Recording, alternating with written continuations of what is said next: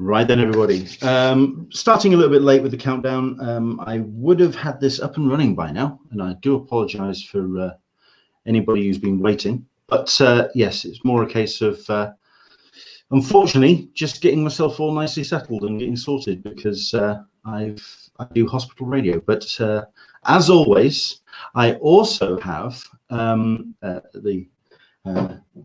a small issue with obviously family members being a little bit unwell. Long COVID is definitely something that's taking hold of everyone here in the Sultana household. So it's just a case of sorting everyone out there, but we're in place and we're all sorted. Welcome to episode 10. Another thing as well, which I was going to hold off until the main episode, but I think we'll actually just say it here, because while it's something to celebrate, it's not exactly something I'm going to put all the bells and whistles out, because I still feel that an Englishman in San Diego is always something to grow and develop, and it's something that I'm continuously adding to. Basically, this is today, the 18th of October. It's the birthday of an Englishman in San Diego. Started it in as a website and the blog proper in 2013. So this is, yeah, seven years of an Englishman in San Diego. And all I can say is thank you so much indeed to everybody for all of your support. We've got a couple of regular faces that are joining us on the chat already. We'll say hi to you very shortly. But I just wanted to say thank you so much indeed for all of your support moving forward. And we will continue to do what we do. I know that an Englishman in San Diego is folded into the other project, which is the Convention Collective. But it's still going strong. We're doing this on a Sunday and lots of alternate dates as well. Some of the stuff we've got announced, which we'll talk about shortly. But yeah, it's all fun and games. Thank you very much indeed to Michael. Oh yeah, Michael P. Happy birthday. Thank you so much indeed to Michael for his kind words. Aaron Neighbours, happy 7th. Thank you. And Dan Berry, happy birthday, an Englishman in San Diego.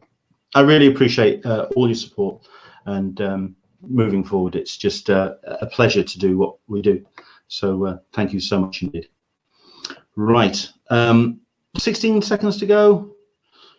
I think we'll just dive into it. Don't forget the house rules. We will be doing this live stream. It's for everybody to watch now on Facebook, Twitter, on Periscope, on Twitch, and on YouTube. But after half an hour, of course, we close the main streams down and we continue the mainstream for the Patreon supporters.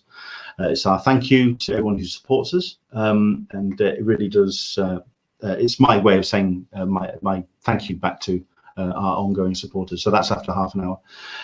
Then, of course, we'll be putting the full audio version of this episode up tomorrow at midday GMT. So if you are American born and bred, you can wake up to an audio version on Spotify, on iTunes, and also SoundCloud.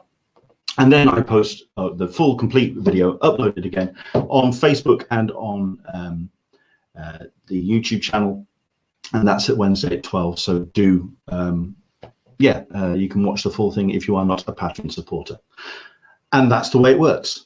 But let's get into it, shall we?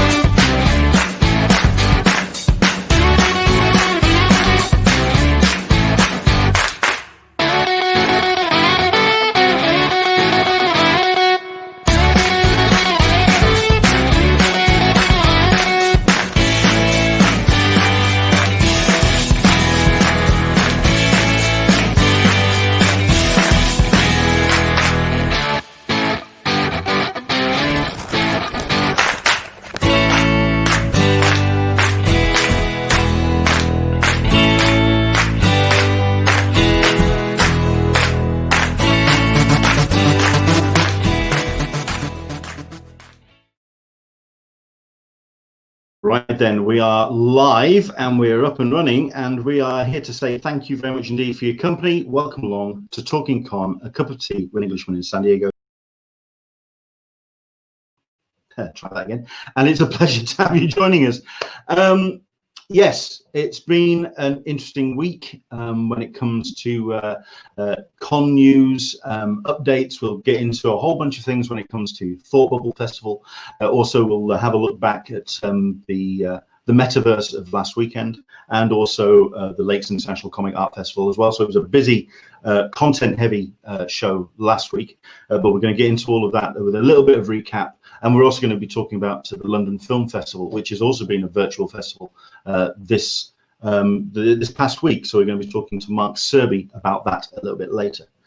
But I think we're going to have an interesting show, especially if you are a comics creator, somebody who's wanting to properly engage with their fans and really kind of engage in a different way, because it's safe to say that comic creators are looking in a very crowded marketplace at the moment, with the main model of comics distribution showing its weaknesses under the weight of COVID, and also with so many creators wanting to connect very directly with their audience. They're finding that crowdfunding is the best way to do so, but that means doing something different. And that's what our guest is most certainly doing.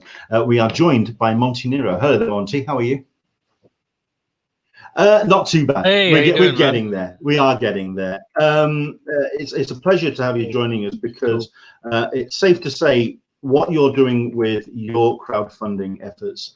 It's fascinating, but also just the story in general. I think it's really cool. So I mean, I think we'll first start with just an introduction for yourself, because the question I've been asking 3 questions for people joining us on the show. So we'll start with our 3 questions to kind of introduce people to you.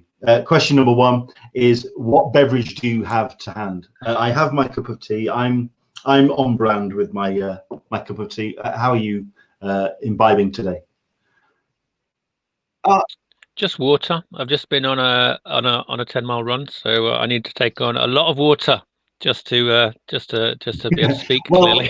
That's something I am going to be bringing up. I'm going to be bringing up the running as well, because I think a lot of people in the creative arts are finding themselves difficult to kind of get themselves the blood rushing to the brain, as it were. So I learned the hard way. I went the route of not doing anything but sitting at my drawing board, working for sort of 15 hours a day, and that does not end well, as many a comic creator will tell you. And it's not a joke, because it means you can't work, right? Exactly. So it's a deadly serious business. So yeah, I run every other day now. So, and it really helps just, get your body out of that hunched over position that I'm in all day when I'm drawing and writing comics. So and I haven't had any trouble for a long time now. So that's great. That's handy. So yeah, that's something, like I say, this is what I was going to talk about with you later, but thanks for giving us a little bit of a preview of that. And also question number 2 is, as this is a comics convention podcast, predominantly, that's how it was originally set up. Can you remember your first comic convention that you went to? Did you go as a pro? Did you go as a fan? Which one did you find yourself at? Yeah, well, 2 stick in my mind. One was MONTY NERO, which is when I decided to start making my own comics and do Death Sentence. So that really stuck in my head. That's a little Scottish festival in Inverness. And the other one was like the first one I ever went to, which was the London UCAC, festival that Frank Plowright used to organise. I'm particularly gutted about my convention attending history, because I missed those shows. I came in a little bit too late, so I missed. So I missed those, and I missed the comic marts as well down in London. So whenever I hear about the golden glory days of British conventions, well, Frank's a lovely guy, and they had everything you'd want, sort of like in a modern convention, but they were still quite small scale. And the great thing about it was everybody was there, like everybody you could think of in British comics, and a lot of American creators would be there, but they'd all just be like a million rounder, a sort of school canteen, or a sort of it was university. They used to be in the university buildings back then.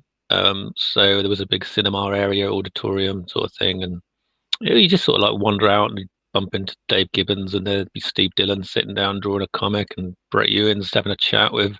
It's fantastic. So it sounds amazing when you sort of talk about it now, but back then, yeah, it was just very sort of low key, as a lot of comic conventions are.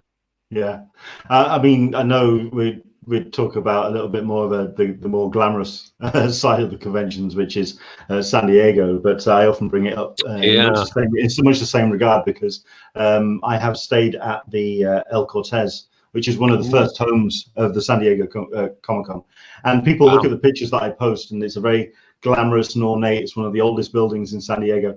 Then you talk to people who went to the original San Diego Comic Cons, and I can imagine it's a little bit like you, Kak. You think about these glamorous days of seeing, like you say, some amazing British creators and some international names coming over as well, Stan Lee coming over, etc., etc.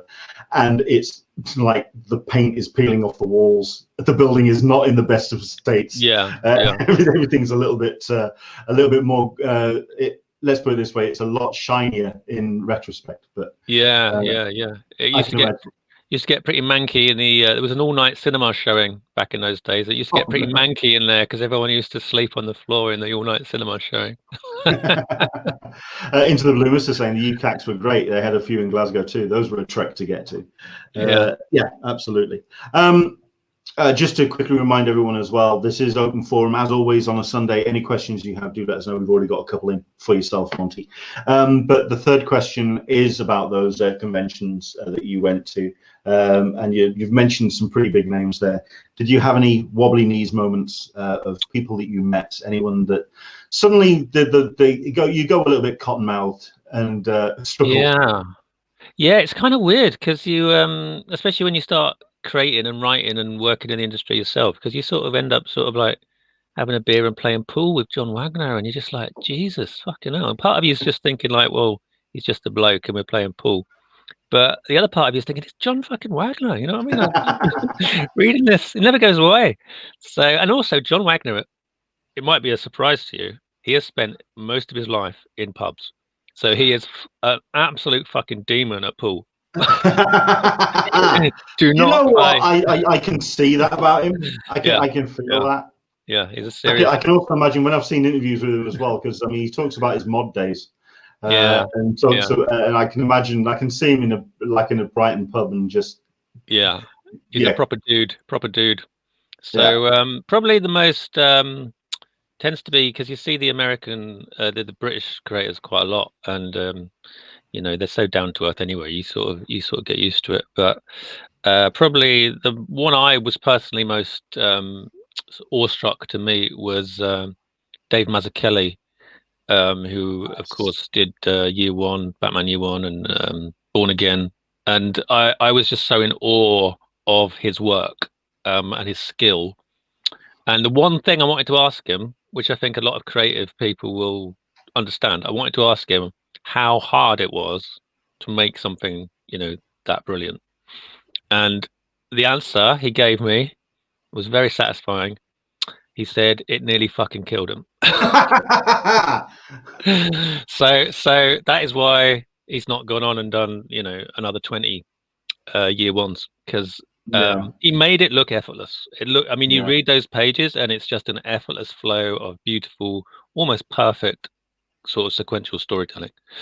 And I've not met the guy. I think I've seen one photo of him because he's very camera shy. He's not somebody that will just have a photo taken of him left, right, and center. He's not exactly one of those. So like evergreen. He doesn't get out there as much.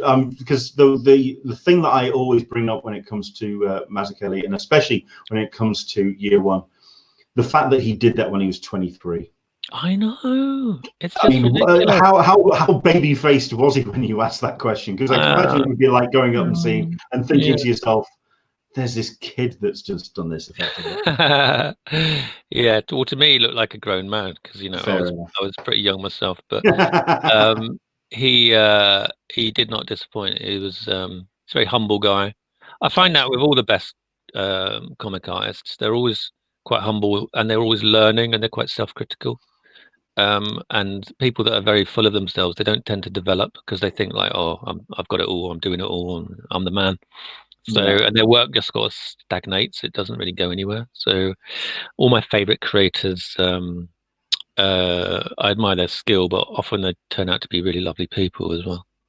I mean, I think that was one. I mean, I love dropping this name. The fact that I managed to speak to Bill Sienkiewicz over the course of the summer. Oh wow! And he came on, and because I brought up the certainly the tribute pieces that he posts when we do tragically lose somebody, and he was saying I also use these pieces as well to expand the skills and not just use the same medium all the time. Yeah. It's great that I'm starting to get my head around pastel crayons. I'm going.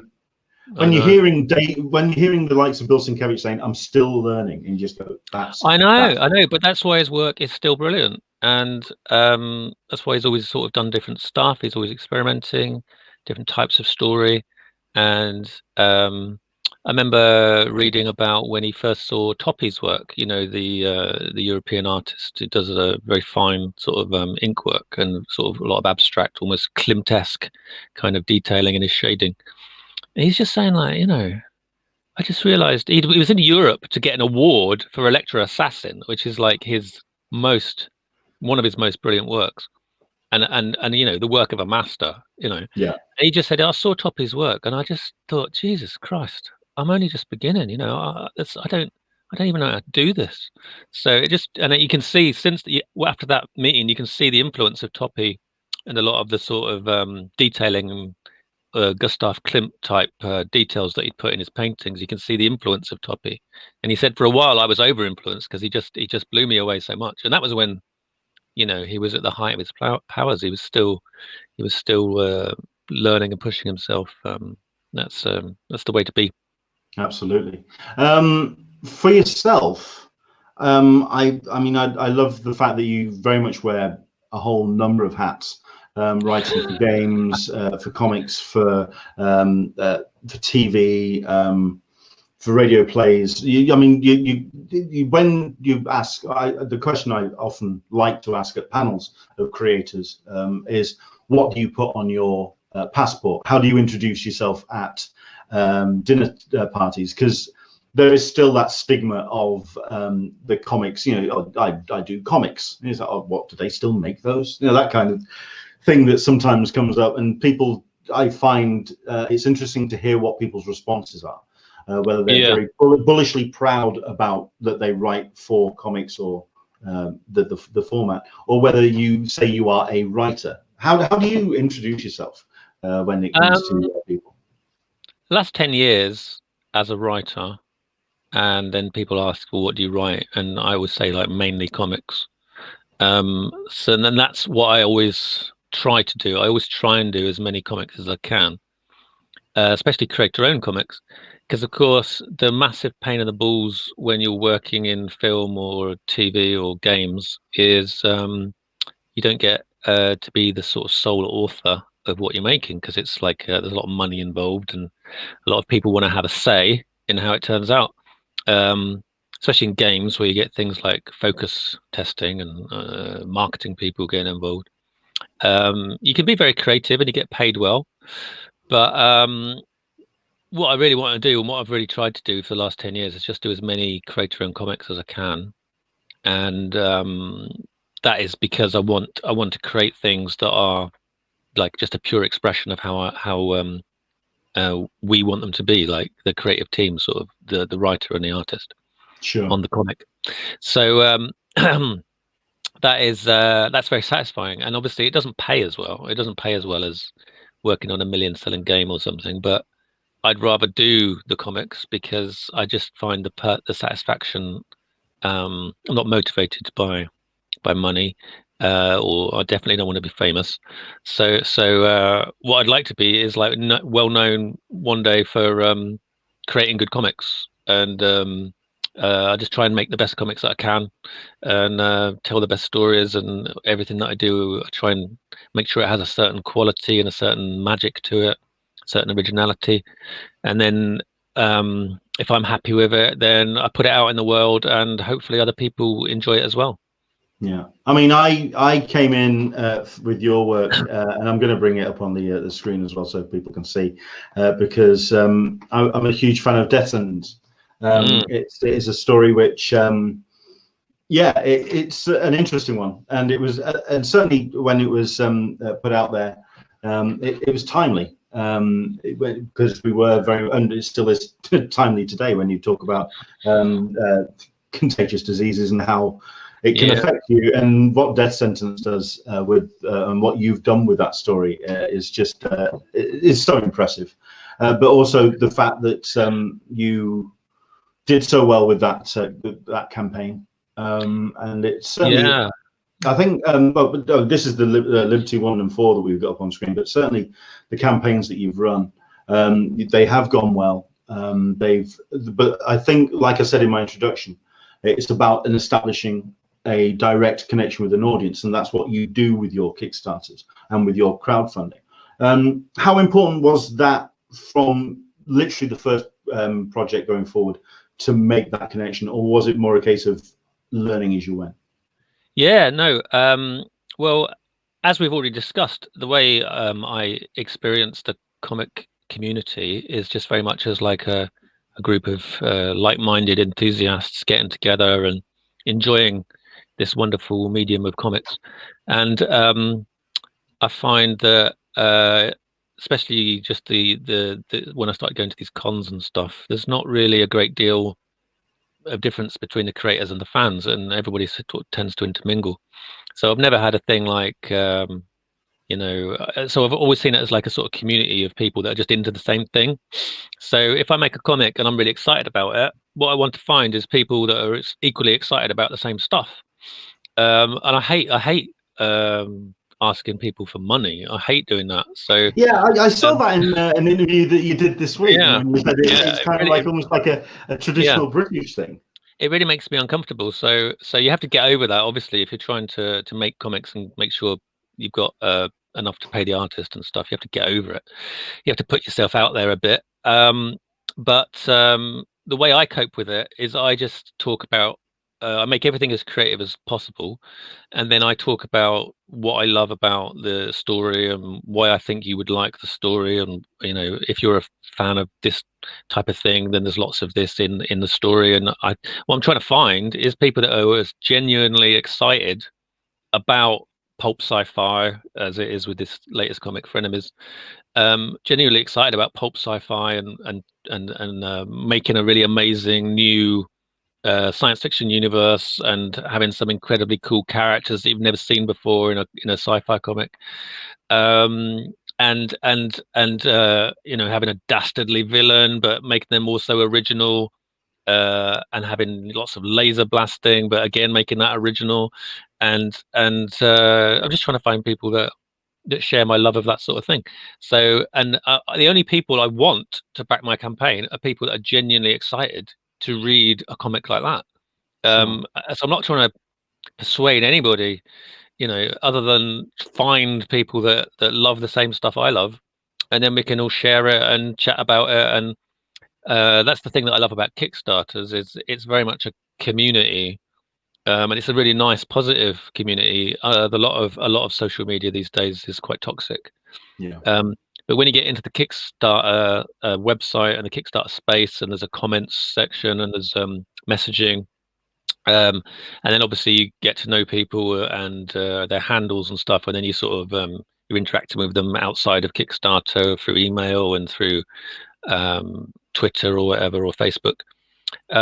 It's just a really positive group of enthusiasts about comics, sharing their joy in what you're all sort of experiencing.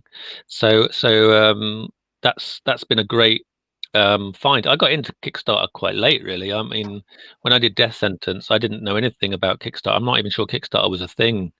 Certainly not in this country. I think for a long time you could only do it in America, I think. Yeah. So when I did Death Sentence, I just went, like I said, I went to this Comic Con in MONTY NERO, which is organized by Rich Clements, and it was just such a great experience. This fandom and I was looking around for a certain type of comic that we could all sort of enjoy as adults that were into the same stuff, and I couldn't find it. And there was loads of comics there, but they just didn't seem to be a comic like Death Sentence that kind of like reflected the real world and kind of interpreted superpowers, but not in a super heroic way, in just a sort of a very sort of, and not in a cynical way either, which is the sort of 80s 90s approach, but just in a very I did come in from a slightly oblique angle there when I was introducing it. If you could just give people the elevator pitch, so perhaps they may want to go back and explore Death Sentence. Yeah, well, Death Sentence is about a sexually transmitted virus that kills you in 6 months, but makes you like super enhanced at whatever you're most interested in. So if, say, you're interested in art, you'd become like potentially the greatest artist that ever lived, but you'd only have 6 months to fulfill your destiny or not.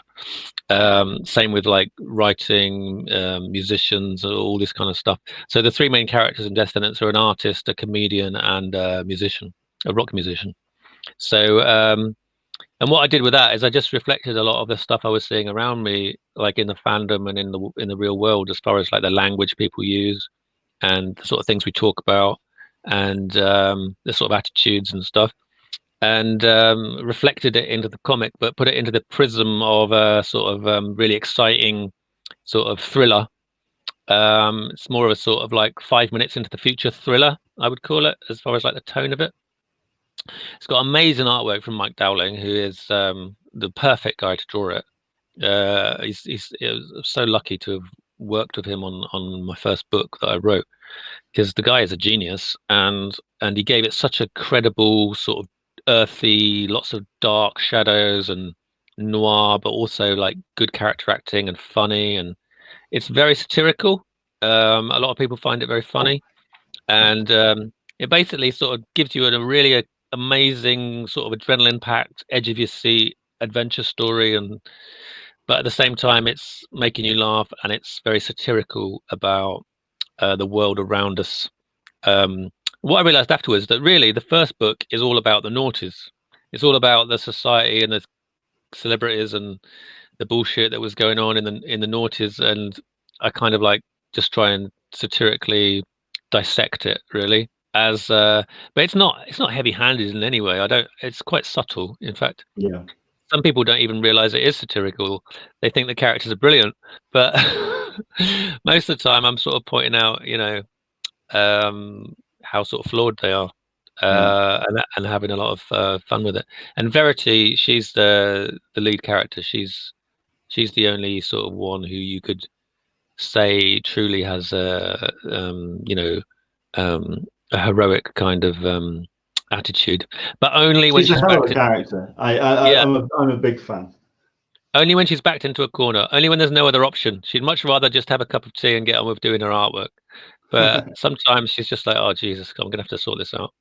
So I think we all feel like that sometimes, and it would be nice Absolutely. if we could. Yeah, Especially given the book. Oh, go on. Sorry, no, you carry on. Okay. I mean, the question that I would then going to ask then is the successful Kickstarter campaigns that I've seen, and the people that are running successful Kickstarters, while they recognize the communication with an audience and that connection with an audience, then there's the sense of, certainly from the successful ones, that they recognize that they are very much at the whim of their audience, and that I mean, I know some creators that actually well and truly go into the metrics of what they're buying and what people are actually investing their time, money, and effort into supporting. So I mean, there's some creators I know that say, well, I'm not, I did this gothic horror thing, and someone turned around and said, well, we're not too keen on the horror, or the numbers kind of showed that with that campaign the horror wasn't selling, but they liked the gothic element, so then they did a gothic comic, a comedy thing, and it kind of like they adjusted with their audience. How much of at the whim of your supporters do you feel yourself at when it comes to your Kickstarter campaigns? None at all. You just put it out there, and if they like it, they like it. Yeah, I mean, you live or die by your own judgment, and if obviously I want people to enjoy the comic, and the art of writing is to entertain someone and to grab them in the first page and to keep them sort of gripped all the way through every single page turn right to the end of the comic. That is what I do when I sit down and write. So I'm always thinking about someone reading the comic. But as far as what it's about and what's going to happen and what how I'm going to what I'm going to put on the cover and the rewards, I just think about things that would make me happy. Make me happy. What would I really love to have? And if it's something, and that way you get some original ideas that are sort of not just what everybody else is doing. I think that's important. I think I was reading some. It's funny you should say that, because I was reading some emails and some texts earlier from a very respected indie creator, and I just thought, this is a fucking marketing seminar. This is bullshit. This is not. I think I know which email that could be. This was not about. This was not about comic creation or being an artist or being a writer or all the reasons. The entire beauty of comics is you don't have to do any of that bullshit.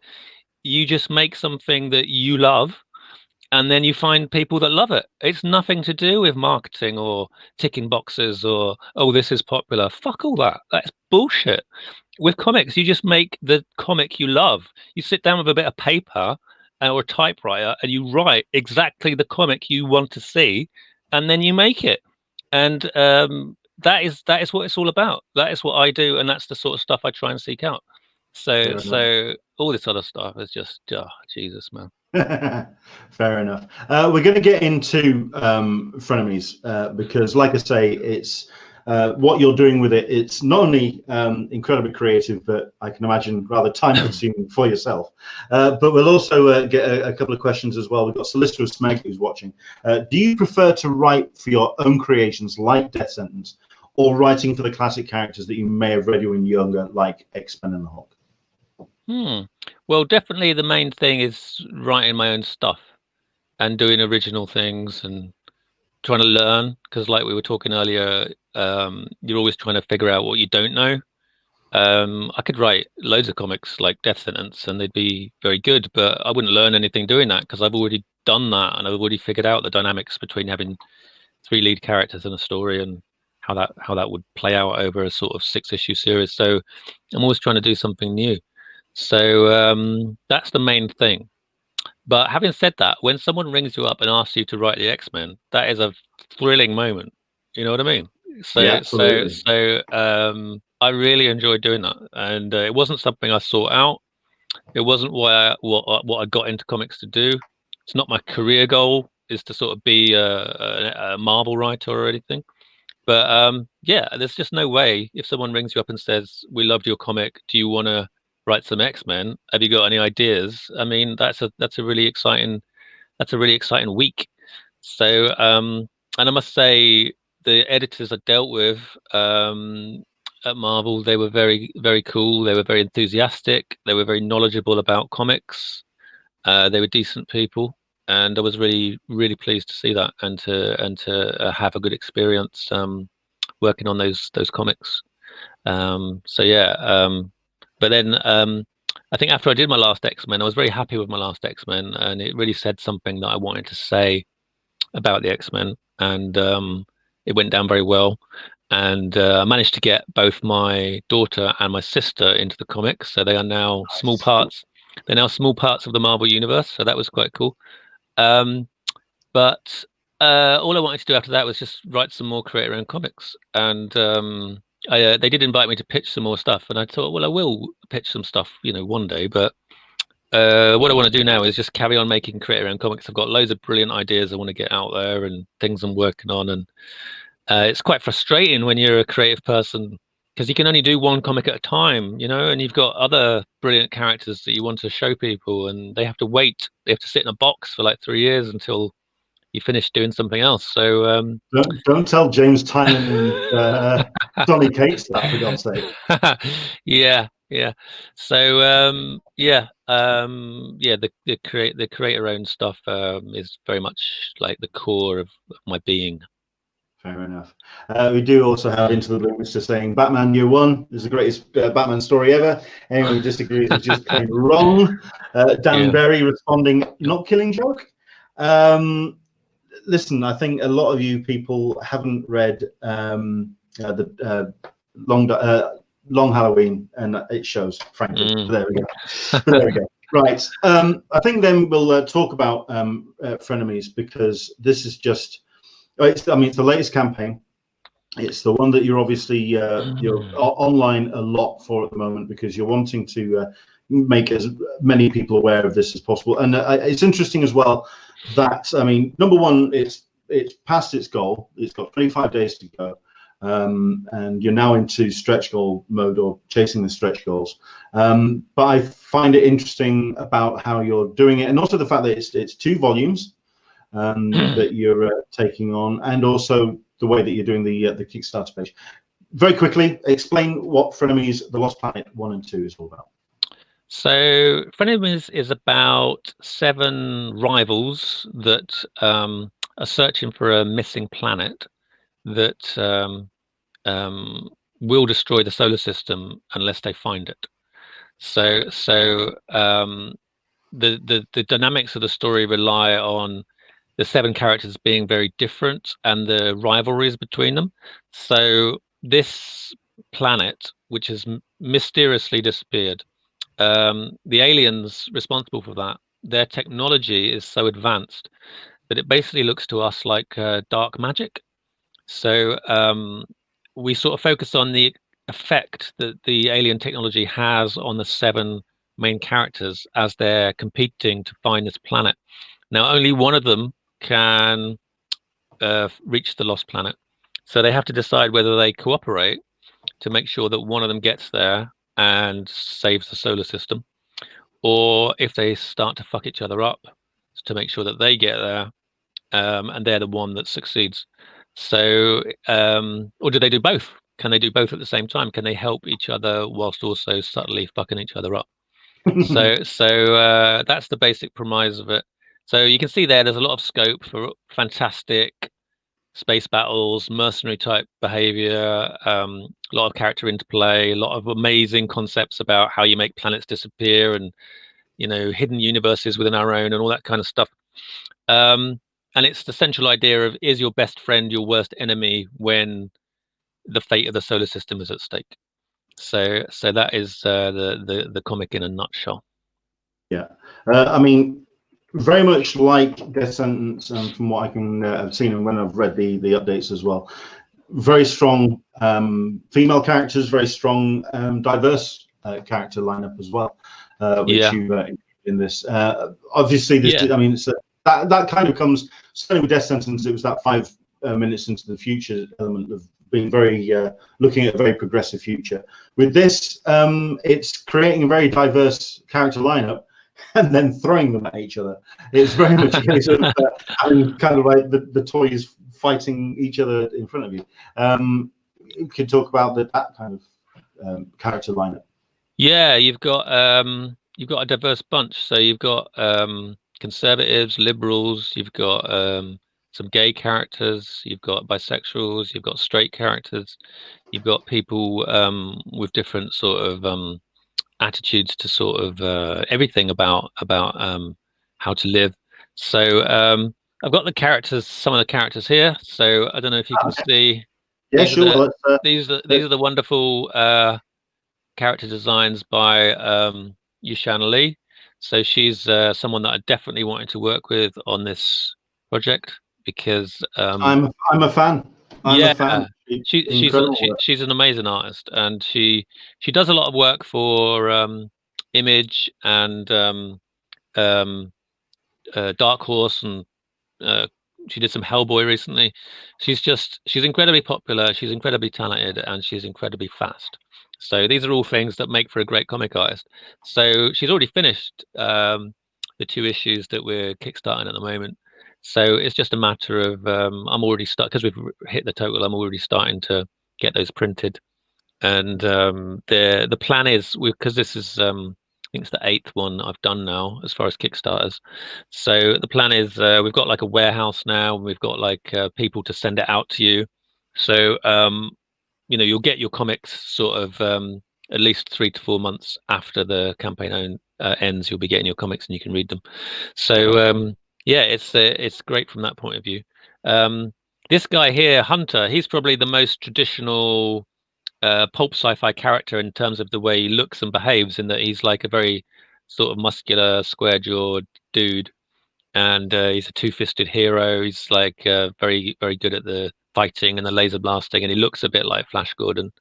But he's bisexual. He's the kind of like a little bit like Charlie Sheen in the body of Dolph Lundgren, and he's incredibly he loves himself. Basically, he's incredibly full of himself. He's very rich.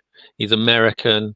He's entitled, and he goes around being. It's very useful to have him on the in certain situations, but at the same time, he's deeply annoying to a lot of the other characters. So we've got all kinds of different characters in there. We've got Minerva. She's a professor, an English professor. She's very eccentric. She's very funny. She's wild.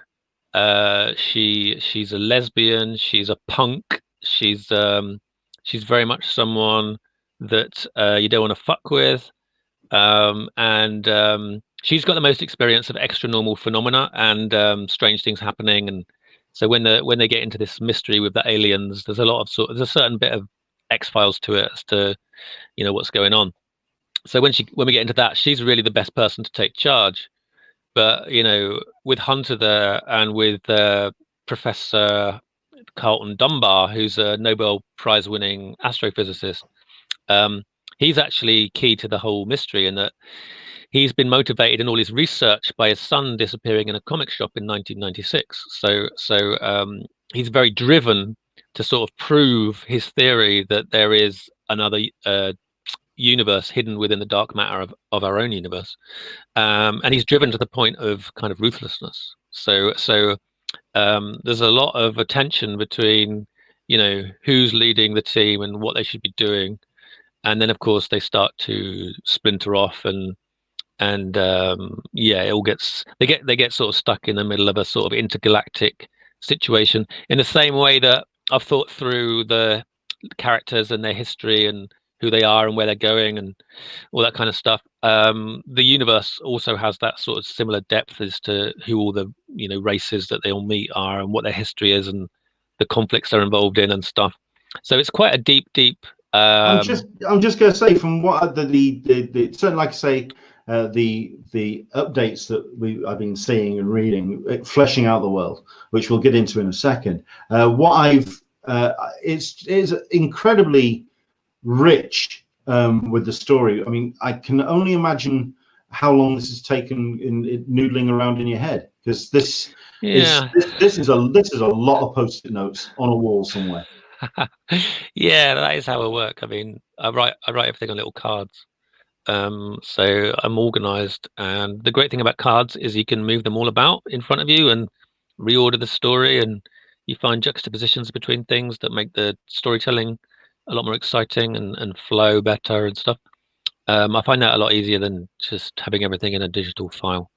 So, but anything that I do, every writer will tell you that whatever you're seeing in the comic or the book, there's a whole world that you figured out in order to make that book kind of possible. You have to sort of think through the entirety of a character's life, and then you show them the most exciting part of their life, which is only a small bit, but you understand everything that came before that. So you've got that stuff whenever you write a story, and it's really just a thing with this. As I said, I don't like asking people for money, so I thought with the updates, instead of sort of saying, oh, we've reached this total or whatever, I just give you another story. So every update is a story that builds on the story of the comic. And which is what I'm going to bring now, because I've been teasing this all the way through this conversation, and I apologized for people for me being a little bit oblique about what when we talk about what Monty's doing different with the campaign. I mean, we've got let's have a look here. We've got our new episode goes live, so this was 2 days ago, but then you've got a full-blown chapter to the story right there. And if I take it back another page, because we've got ourselves a new story. I like the fact, new story, and it's free, just to remind you. And just the fleshing out the world, fleshing out the characters, and like I say, adding new elements to it. I also like when you were on an interview earlier on this week, and you mentioned that you like your cliffhangers. You like you like doing the dot dot dot at the end of yeah, absolutely. It's one of the great thrills about pulp sci-fi, isn't it? It's the old Flash Gordon and Buck Rogers comics, then the serials on the radio, and then the sort of the classic Universal black and white sort of serials that used to be in the cinema. So it was always cliffhangers, and I think that's one of the great things about pulp sci-fi is the cliffhanger. So with these daily updates, they drop sort of 12:30 Monday to Friday.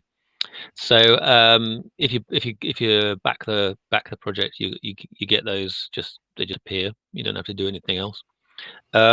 So that's a key part of me having fun making this project, and then hopefully from all the feedback so far, people seem to love it. So I was worried initially before I did it, perhaps people will be confused, because I'm writing in the story about how we're raising money to rebuild a laboratory to reconstruct an alien device to communicate with the characters trapped in another universe. And I was thinking, Jesus, I hope nobody thinks we're genuinely raising funds on this Kickstarter to rebuild a laboratory.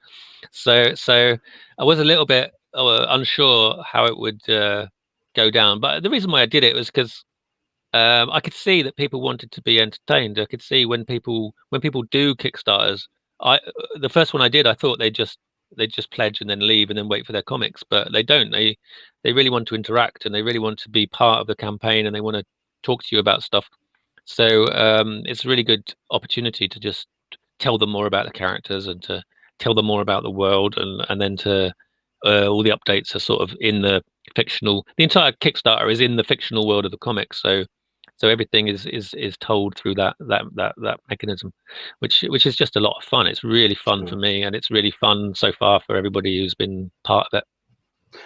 Were the updates planned prior to Kickstarter launch, or is this something that is? I really hope that the answer is that this is a story which is almost evolving as the Kickstarter is ongoing. Yeah, that's it. Well, that's the nature of storytelling. You always have an idea of where you're going to end up and what your story is, like the bigger picture. So whenever you write anything, you always have that before you start. But then it's like you've got a destination, but how you get there and the detours you take on the way, that's all the beauty of storytelling, and that's all part of the craft of storytelling. So I love doing that, and so far it's been enormous fun for me because I'll just sit down in the morning. I think I've got to drop another one on by 12:30, and I'll just take it wherever feels right, feels most exciting. And how long do you spend on the updates? Is it over breakfast? No, it's sort of like probably each one is like maybe 2 to 3 hours, something like that. So it's sort of I've got this image in my head as well, because we mentioned at the beginning as well that you're also a runner. I've got this image of you having the headphones in with the plugged into your iPhone, dictating the story as you're running, and running along. And well, it's one way. I'll tell you something. It's one way of getting some alien names for characters with Siri mishearing what you're saying. So I've just got this mental image of you just going for a run and dreaming. It's sort of like going into that other place as you're running. Well, running is actually a fantastic way of having ideas. And I've looked into this quite a lot. So basically, if you want to have original ideas, what you need to do is do original stuff and live an original life and experience original things. And then you've got a lot of inputs into your head that then will sort of mangle about and come out in an interesting and original way. So it's up to you, with the life that you're living, that will directly impact on the stories that you're making. So find with things, when you're stuck, if you're at your keyboard and you're just writing, you get stuck into a mode of thinking. And the way to break that and to go away and to come up with an idea is to go and do something completely different. So I run along the coast a lot, and I just sort of run and I look at the coast and I feel like, miserable because my leg's hurting, or whatever you're feeling that day, or because it's raining or whatever. You look out at the sea, and then you get into a mode of you're sort of doing something, but you're not doing something. You're conscious of making sure you're not crashing into anybody, and so that means that your mind is taken up with something, and then that means that your thoughts have to take a slightly different route as to how they connect together.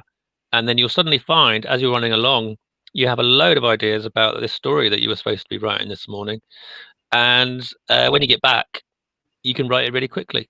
And I find that all the time. I get all my best ideas when I'm running, when I'm washing up, when I'm dozing in bed in the morning or late at night. So that's where the whole thing about having a notebook, so you always write down your ideas, because in those times your mind is literally working in a different way than it does at other times, because it's got mechanical tasks to distract it, or because you're sort of going into a state of some somnambulance. So yeah, that's a key part of it. And if you actually think, how long does it take a human being to write 1,000 words? If they were nonsense, anybody could write 1,000 words in about 20 minutes. You know what I mean? It's not complicated. It's very quick to write 1,000 words. The thing is, they have to be 1,000 good words that really make a fantastic story. So that's where the difficulty comes in. Yeah. So if you go away and you think about it and you come back with some really good ideas, you can actually write that story twice as quick than if you just sat down and tried to write it, because you just be getting kind of stuck and editing and re-editing, and it would start being stilted. So having a really clear idea in your head of what it is you're trying to do and getting inspired by an original thought, that is a key part of being a writer. Fair enough. In that regard, then, when it comes to the updates that you've got coming up and how far you've got to go, like I say, with the campaign, if we bring it back up on the screen, we've got 25 days to go. And you were talking about these updates coming every day. What's your feeling so far about what you've covered so far? And do you feel that you, I mean, I'd be concerned that perhaps you would be giving away story which could quite happily go into Lost Planet 3, and just and have, I'm not saying giving it away, because at the end of the day it's still that relationship with an audience who is backing you, but the keeping of thinking of a good story idea and going, actually, hang on a second, I could really roll with this idea. Yeah, that's where the beauty of having 7 characters comes in. This is why I wanted to have 7 characters, because I've never written anything with 7 characters, and it's really hard to have 7 characters and to make them all real, to give them all distinct voices, to have them all be part of the story without any of them feeling neglected or whatever, and to still get a nice bounce and flow to the story, so it doesn't feel like bogged down with any exposition or anything. So as a writer, that was the main thing I wanted to sort of explore with this. But of course, I've found that with the beauty of 7 characters is that whatever situation you're in, you've got 7 different perspectives on what is happening. So I can write a scene from Sunny's point of view about. I was just saying, you can go all Rashomon with this. Yeah. So I put a story up there on Friday, which is from Sunny's point of view. But also in that scene is Kai. So in the comic, you'll see the same events, but you'll see them from Kai's point of view. And one of the things I always do with my stories is, when you see a scene from the point of view of another character, you suddenly realize that what you thought was happening wasn't what was happening, and there was something else going on. So that's how it's going to work. So you're going to get these events that interlink, but you're going to learn more about what's actually happening as you see them from each character's perspective. Fair enough.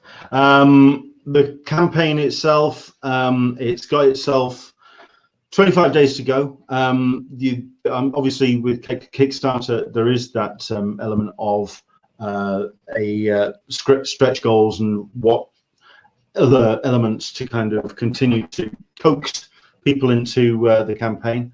What do you have coming down the line in terms of any additional bits and pieces that people would possibly be seeing as part of their backing of the project? It's mainly going to be artwork, gold foil kind of rewards. So I'm really into at the moment getting gold foil onto my artwork and onto covers and things.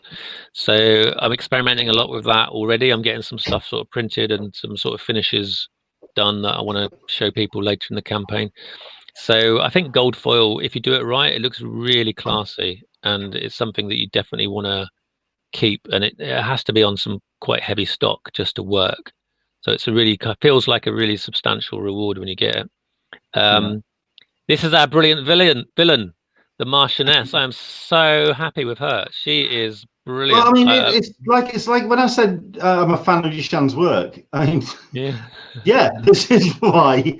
If anyone's not following already, you really should, and pay very close attention to what they're doing, because absolutely blowing. It's out of control. Absolutely amazing. Yeah, she is. It's so important to have a brilliant villain in a sci-fi pulp story, and she's just. I'm so happy with her. She's introduced in this new campaign, and she's just everything that I hoped she'd be. She's kind of got all the classic characteristics of a villain, but there's also loads of other stuff that you will never have seen before that we're going to do with her and the society that she comes from, and how she thinks. And like, as you know from all my characters, I don't write two-dimensional villains. No one thinks they're a villain. So from her point of view, she's trying to save the universe. So she's the hero of her own story, and the frenemies are just sort of in her way in succeeding in what she's trying to do. So we're going to have an awful lot of fun with her. And there's like 3 characters in this where I just feel that they could totally sort of carry their own book already. But we're just going to see them initially in this ensemble with the Lost Planet storyline. Fair enough. The other thing I'm really excited about this, like I said in my intro, it's a very busy crowdfunding landscape at the moment. A lot of people, a lot of creators are turning to Kickstarter and crowdfunding to connect with an audience. So there's a lot of campaigns out there, but this it's very affordable to jump in. Lowest tier is £3, and it's not extortionate. I mean, you've got the print first edition, you've got the 2 digital PDFs, and it's £8. I think that's really exciting. I mean, there we go, the digital deluxe, which is a list which barely covers the page when I'm scrolling through here, and it's 12 quid. It's not extortionate, and it's affordable, which nowadays, as we're getting further and further into the year and further into the global pandemic and how funds are going, that's an important aspect to people can come in and take on these stories and read these stories, and it's not going to bankrupt them doing it. Yeah, absolutely. I know myself because I'm an artist, so a lot of the time in my life I've been skint, and if I want to buy something, there has to be, if it's not £3, there's just no way. So you've always got to have something for sort of every backer, and you want people to get good value.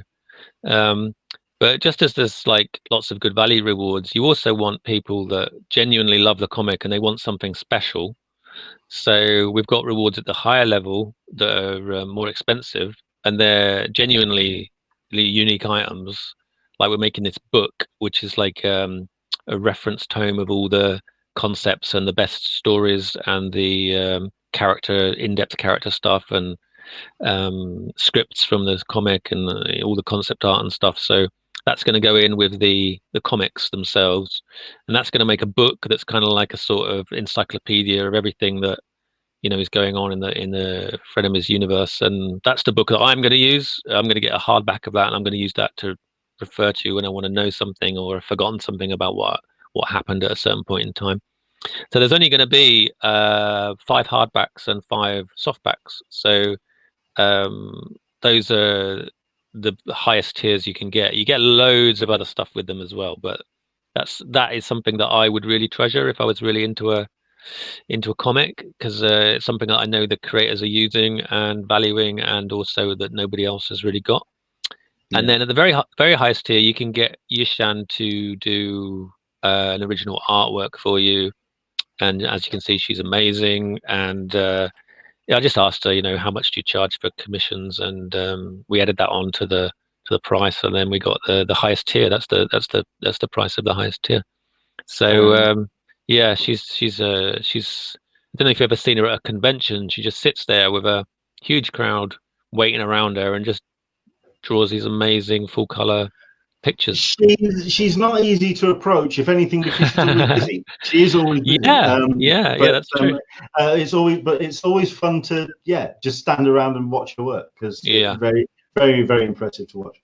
I'm going to point people to it. We're going to put the URL up on the screen: kickstarter.com/projects/F02/Frenemies, The Lost Planet 1 and 2 explosive sci-fi fantasy. It's a fascinating project. I'm really looking forward to seeing. I mean, like I say, it's already reached target. It's now everything to develop from there. I'm also really excited to continue to read the updates and see the story develop, because I think that for me, it's not just the cherry on the top. It's not just gravy. It's real solid storytelling, and it really is fleshing out this incredible world. I'm looking forward to carrying on reading it. Monty, thank you so much indeed for coming on and talking to us about not only your work, but also Frenemies. It's been a pleasure. Thank you so much for having me on. I really appreciate it. Where is the best place for people? I mean, I could say where's the best place for people to follow the project. It really is absolutely the Kickstarter. But certainly for your own social media, is it Twitter, Facebook? Where's the best place that you call home? Well, it's all Monty Nero, which is MONTYNERO. So it's at Monty Nero on Twitter, Monty Nero, 2 words, on Facebook. And then the website is www.montynero.com/frenemies, and you've got all the stuff there. You can read some of the comic and get links to other things that might interest you. So yeah, that's probably the best place. Excellent. Well, I mean, hopefully, what I'm looking forward to is for most of the guests that I've had on, which are doing Kickstarters, is obviously you're producing these books now for an audience, but I'm looking forward to when we get back to conventions, when you can have them, when you can have them by the table, and people can experience them and kind of come across them at a convention down the line. So fingers crossed for 21, and hopefully we'll see you behind a table and showing us Frenemies and more chapters of Death Sentence, please. If you won't mind. Yep. Appreciate that. Brilliant stuff. Thank you so much indeed for coming on, and enjoy the rest of your Sunday, sir. Thank you. Excellent. See ya. Take care. And there you go. That's the URL right there. Once again, do check it out. Not only for the campaign as is, but also the updates, because you really are getting some incredible storytelling effectively for free by just following along the Kickstarter campaign. It's a really novel way of keeping engaged with your audience. It's not just the daily grind of having a link coming through or something into your inbox saying, oh, well, please do keep donating, or please do keep backing us. There's so much more, and there's sort of real rich content and real rich world to it. So do follow the project. Thank you very much indeed, and Monty, for joining us.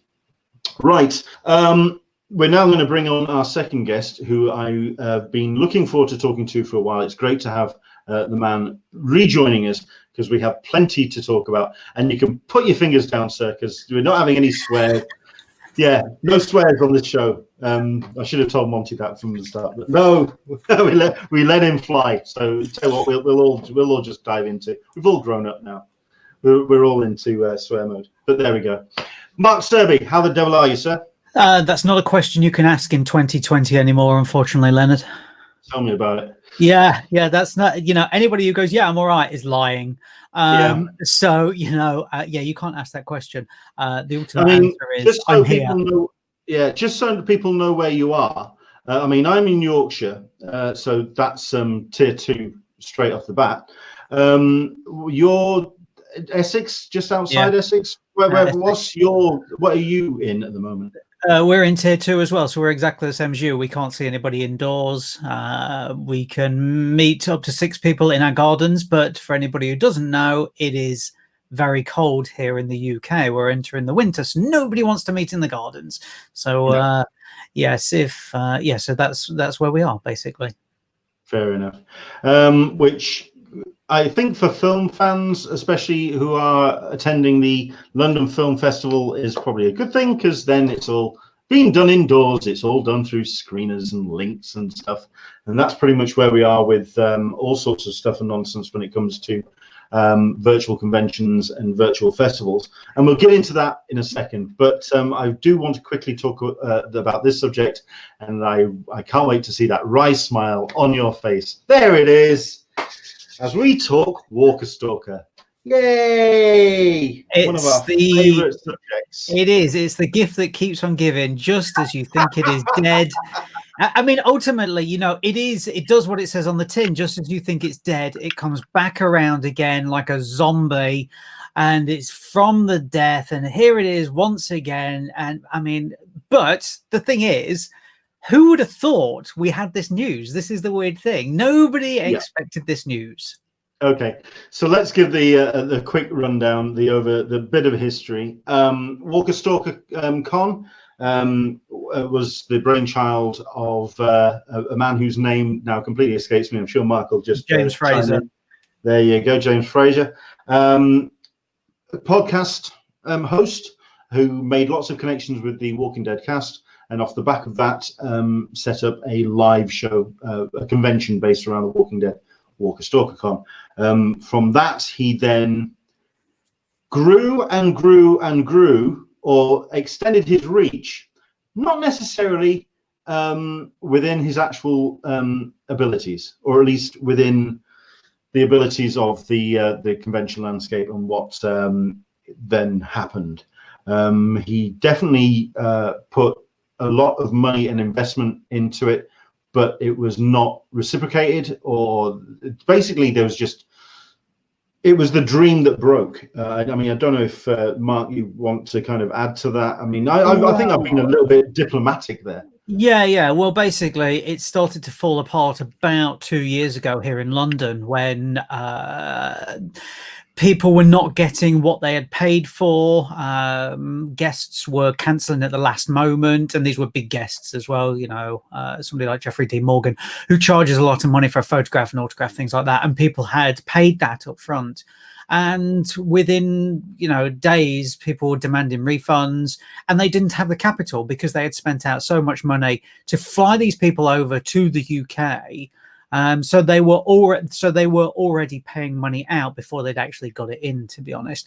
And that's where it started. That's when the House of Cards started to fall over, and it continued back in the US as well, where people were not turning up, and yet they had sold tickets for it. They had sold autographs, they'd sold sign-ins, etc.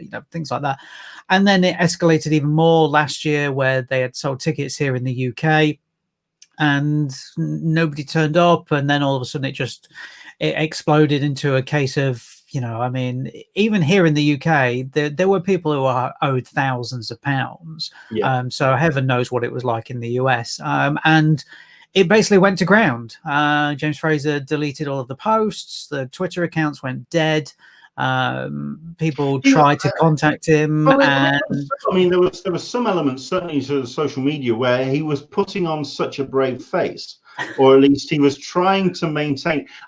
I think you and I remember that moment when they said that, We may not be having the conventions as much, or maybe the shows aren't as popular, or whatever. But we're going to continue this as a pop culture experience where you can follow along on our social medias. We'll give you all the updates, and you just suddenly go, you're almost living in some kind of alternate reality of your own. Yeah, I think that was the problem, is that he thought Walker Stalker was a continued viable source when, you know, the show had, pardon the pun, almost died a death 2 years ago. You know, as we know, it's on its last season now. And then they created Heroes and Villains, and they were going to integrate that into that. And, you know, it all seemed fine. But then people would jump in ship from Heroes and Villains, as well as in the talent would jump in ship. So it became a real mess. It became, if there's a dictionary definition in the convention landscape of toxic, yeah, the brand alone became that. It was something. It was the third rail you did not want to go remotely near, which is why the news this week is mind-blowing to me. I mean, I can understand someone taking on, I mean, let's be honest. I mean, you're talking about The Walking Dead. It's come to its final season. Certainly the shuffling is coming to a halt. But you've got all the spin-offs. You've got the films that are coming down the line. You've got other content that's coming. So I can understand there is still a platform for it. But the actual Walker Stalker Con brand itself, it's the third rail. So this is where the news. I mean, was this yesterday? I can't remember. Was it yesterday? This is Friday. Really Friday, because, you know, me and you, because it turned up on social media late Friday, and then all of a sudden, me and you were having this conversation over private messaging, like, where has this come from? You know, what the fuck is going off, etc., etc. And then it turns out that obviously the guys who run Sopranos Con and Movie Mob Con have bought this brand. And have put out this, you've got it there on the screen, you know, they've put out this statement that basically says, you know, we believe that there is life in the Walking Dead. And well, let's read it out. This is Michael Mota, who's the CEO of Three Fams Productions. We're excited to have the opportunity to resurrect Walker Stalker, yes, and to regain the trust of the show's millions of fans. We're looking forward to delivering a high-quality virtual convention experience. That's an interesting turn of phrase. In partnership with fan favorite Walking Dead, horror and sci-fi stars, complemented by additional unique content via our app, until it is safe to gather in person again. That I can kind of understand, because at the end of the day, when you're wanting to invest in something, when there isn't the physical conventions there, you can effectively just bid on the brand instead of kind of really having to find the funds to put a show on. You can kind of do it virtually. You can come up with a brand in Photoshop, you can put it out there as a virtual event, and you're not having to invest in volunteers, you're not investing in signage. It's all done on the short-term scale between now and March, April, whenever we feel that we're still in this very much the virtual fan experience. It's a canny decision. I agree.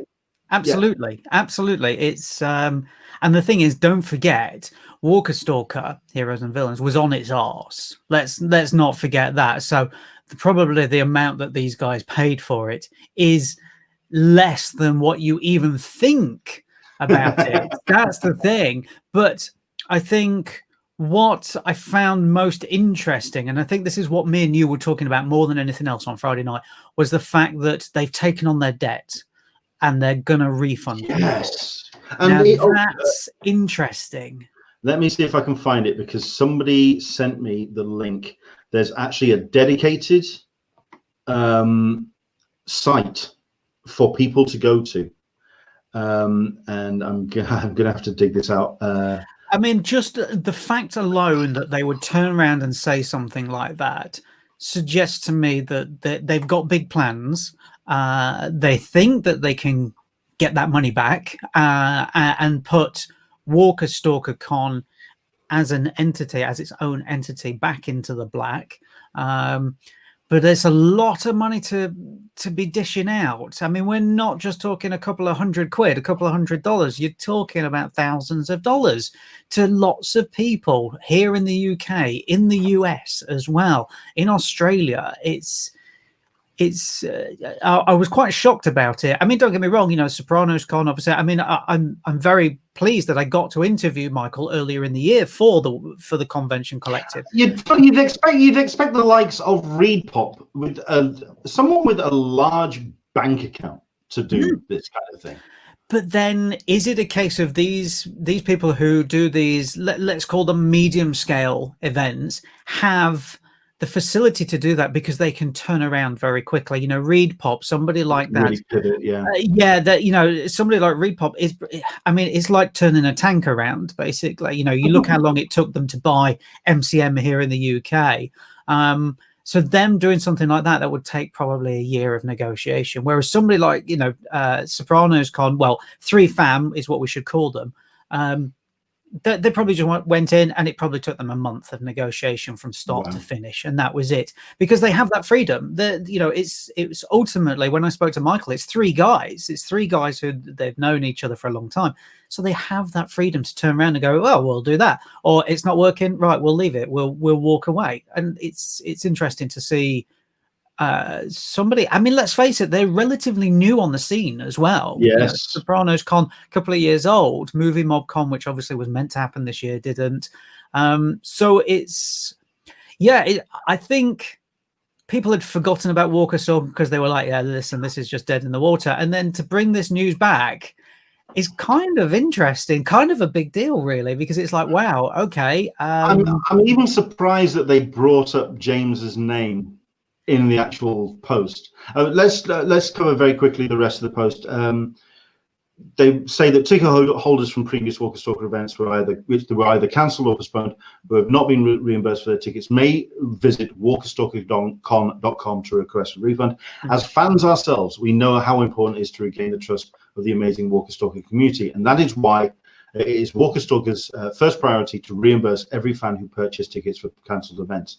To that end, the monies Walker Stalker take in will be used immediately to refund those parties until all are reimbursed. Holy crap. Okay, so that's that. And then Crystal DeVito, who's operations for 3FAMs, decade of experience in the fan convention industry. Walker Stalker was an incredibly successful fan convention, which unfortunately fell on hard times. Understatement, there we go. In speaking with its co-founder, James Frazier, we understand what made Walker Stalker successful and what led to its closing, and we believe our team can bring back the convention that so many fans once loved. I'm stunned that they mentioned his name. I'm stunned that they actually mentioned him. I like I say, we're talking third rail here. I don't know. I think they have to do that because then people are like, okay, it is a completely separate entity. Because if they turn around and they said, we've spoken to the people that run Walker Stalker, I think some people might think, well, who is that? Because as we know, over the past 18 months, the names changed. It was different people at different times, but it was still the same person behind the scenes, even though apparently it wasn't. You know, so to include his name, I think suggests it's a completely clean break from the guy who built it up and then burnt it down very quickly. Should they have started with Walker Stalker, or should they have done or try to approach what I feel is the stronger brand, which is Heroes and Villains? Difficult to know, I think. Or is it a case of fix the thing that needed fixing the most? I think it's probably that, to be honest, because, you know, Heroes and Villains seem to chug along just quite nicely. It sort of did okay. They had a few big names, not loads, but it was relatively busy. And I think it probably broke even, or maybe made a little bit of profit, whereas Walker Stalker was just, you know, I mean, it was like being on the deck of the Titanic in that last year. It really was. And everybody just looked at it and just thought, how are you ever recovering from this? So I think them to turn around and say, look, Walker Stalker, and let's face it, Walker Stalker was the first name out of the gate. It was the name. It's still the name that everybody knows. Yeah. Okay. Obviously, this is in development. It's fresh news. It only got announced on Friday. I'm gonna hold fire on making any. I mean, I have made some snap judgments already in the show, but I'm gonna wait to see how fast they start refunding people. Yeah. What kind of priority they're going to put to in what order, whether it's the oldest cases and just blitz through, or I mean, if I find that they actually have just gone Control V and pasted it to everyone and just refunded everybody and just got it done, that's a shit ton of cash to just outlay. But also, if you noticed on that thing, it said Walker Stalker LLC. So it's a limited company. So basically, if they think we can't do this, they have the facility to just turn it, basically. Fair enough. That's the cynic in us. There we go. Well, yeah, it is. At the end of the day, we've seen this happen. I mean, we have. There's I think that's the thing about it between yourself and mine. Just sort of like following this story. We've seen so many twists and turns with it. Yeah, and nobody saw this coming at all. No. That's the thing. You know, like this is the end of The Usual Suspects. Oh, Friday evening when the news dropped, the amount of woes and wow and what the hell came out online was incredible. Absolutely. Yeah. Well, we'll follow it. We'll keep an eye on it. I mean, I'm a member of a number of the fan groups. I'm a member of the community. I'll keep my ears to the ground and see what happens. I'm sure Mark will as well. Yeah. In that regard, then, I mean, there's two things that have been happening this weekend. Dan Berry has been attending the San Diego International Film Festival this weekend, except for one drive-through movie each day. It's all online. So that's one way to run an international film festival. London has been doing theirs this week, sorry. If you can give us a bit of an overview of that, who's running it, what the kind of films that have been shown. It is a huge film festival. You know, it's right up there with New York, basically, in terms of the talent that they bring. They don't have small films. It normally runs for 10 days. It ran for 10 days again this year. And the majority of it was online. They did some screenings in person at cinemas around the UK. So the opening film was online. It was Mangrove, which is the new film from Steve McQueen. And it's going to be on the BBC in November. It's going to be on Amazon Prime. It's going to be on the BBC in the UK on November, and then on Amazon Prime in the US around the same time. He's made 5 films. It's going to be called the Small Axe Anthology. So it opened with that. You could watch it online. You would pay. I think all the tickets were £9.99, maybe £10, or maybe a little bit more for the what do they call them? Gala screenings. So you could watch it online. You had a certain amount of time to watch it. So it depended on what the film was. You either had 3 hours or you had 3 days, something like that. But some of the screenings were in cinemas. So Mangrove had a screening all at the same time around the UK at certain cinemas that were going to take it. So it was shown in London, it was shown in Nottingham, it was shown in Bristol, and, you know, all of these different independent cinemas, basically. And they were doing that all the way through, because I went last Sunday. I actually went into London to the BFI because that's the only place you could see the new Disney Pixar film Soul, which, as we now know, is only going to Disney Plus. But they had the world premiere at London Film Festival. They didn't show it online. They only showed it in the cinemas for one night. Yeah, there was 2 screenings in London, but then there was one screening at all of the other cinemas around the UK as well. So I actually went into London to see that. But the rest of it was, well, the majority of it was online. It finished today with the finishing film, which was Ammonite, starring Kate Winslet. I have to say, in terms of how it worked, I found it quite seamless. I saw a couple of people mentioning about site crashes or films not loading, or just general 1 or 2 issues. Well, yeah, I mean, that did happen a couple of times. It happened bizarrely. Everybody logged on to see the new Pedro Almodovar film, The Human Voice, and it came up and it said, you need to update your browser. So like all of a sudden you saw Twitter explode with people going, no, I've got the most updated browser and I've been using it for like a week now. Why have I got to update it? So all of a sudden everybody was like, I don't understand what's going on. And then you could send in a message to the tech team. So I sent one in and whatever else, sent it. And then it turned out that they'd uploaded it incorrectly. Unfortunately, what happened was Twitter all of a sudden just burst into life again and said, right, everybody refresh, and it works. So a couple of small hiccups, but nothing major. The rest of it seemed to go nicely. The only problem I found was some of the films that weren't included in my press pass, I paid to see, so $9.99, but it was quite slow in how you got the link to see it. So you would go onto the BFI website, you would pay for it, and then they would say, right, we're going to send you the link. You log in to the BFI player, and then you play it. However, what happens is you don't get that link straight away. It could be anywhere up to 10 minutes or an hour or several hours. I mean, fortunately, most of these films were online, for a few days, but it was a bit clunky.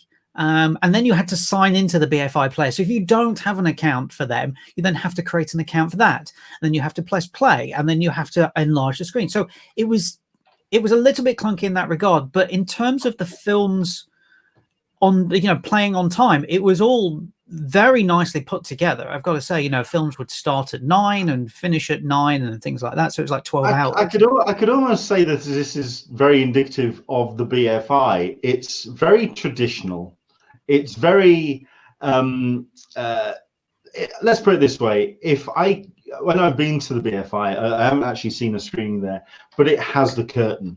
I fully expect John Cleese to come out and start selling Albatross. It's old school. When you go and look at their the merch that you can get from the BFI, it's all in Trajan. You know what I mean? It's all very kind of, it's safe, and it's very British. Absolutely. Yeah, absolutely. But I think it's the BFI, and I know I'm kind of being redundant there, but it's very British. It's the way it handles itself. But I think what they do is they try to keep their brand, the British Film Institute, alive by the film festivals that they do, because they do this one and they do the other one in February, which is the LGBTQ one. With the films that they get. So these films have come from far and wide. There was films from Mexico, there was films from Spain, there was films from America, from Canada, Portugal, and all of these different places. But these were films, interestingly, these were films that I think would have got a big reaction anyway. So when they announced the list, I was like, wow, these are big films. Ammonite closing it, Soul, obviously. There was other films in there, like a British film called Limbo. There was documentaries as well. So it was kind of interesting to see that they still had the ability to get films like this, but show them online only. Like One Night in Miami, which is obviously getting huge buzz at the moment, the Regina King film. They showed it online, and I think that shows that they have some power to turn around and say, look, okay, we get it. It's a huge film, but you're going to get more viewers if you watch it, if you put it online for us. I think that's the thing. So they were certainly, I don't want to say a pioneer, but they were pushing it with that. And I've noticed that film festivals in the US have been doing that with some of these films as well. So One Night in Miami has been available to, I think they showed it at New York as well. They showed it at the Hamptons Film Festival. There was a couple of others in the US as well. So I think the BFI have to be applauded for turning around and going, look at the situation we're in. If you put this online, you're going to get a bigger buzz than if you just put it in a cinema. I mean, don't get me wrong. It was nice to see Soul on the big screen. I'm one of the few people who in the entire world has seen that film on the big screen, but it did not generate anywhere near as much buzz as when One Night in Miami dropped online and people watched it. People were talking about that for 3 days. People were talking about Soul for 24 hours. So I think that shows the importance now in this new era of films on the big screen, how important showing a film online is, and how important that can be for your awards contention. Sure. I'm going to let you noodle about this question while I do the next bit of discussion. Michael P is asking what your favorite film of the festival was. But you're talking about the marketplace for the film festival, because the vast majority of film festivals, they are there to not only get buzz going and get people to see these films, but also possibly generate interest for potential purchase for moving on in distribution. Yeah, I know that the BFI is one of those festivals. It's very much like the European festivals, in that this is where certainly independent film can also find a audience, or at least find a means of distribution. Yeah, distribution in the current landscape and moving into 2021 is a damn sight smaller in terms of the landscape, because the screens aren't there anymore. Whether we're going to see places to show independent film is still very much in the debate. I mean, here in Yorkshire, here local to me, the closest to me is the Picture House in Bradford, which is part of the National Media Museum, which is a very small, very intimate, very high quality screening room. It's one of the few kind of like, it has all the certification, and let's put it this way, it's got a nice big piece of window looking into the projection booth. It runs 70 mil as well, which is not many places run 70 mil. Really. It's a very proud cinema, but at the end of the day, that's one screen, and I think the closest one beyond that is 20-30 odd miles away. The numbers of screens are decreasing purely because of the landscape we're currently in. Did this film festival then feel like a showcase of films that you will be seeing not in your cinemas, but in Netflix, on Amazon Prime, on other streaming platforms down the line? Was it feeling like this is now your first step to the digital experience? Possibly. There were certainly films there that had already been picked up for digital distribution. Right. There was some on there that had been picked up certainly here in the UK by Mubi, and they were art house films. They were the type of films that you would expect to see on there.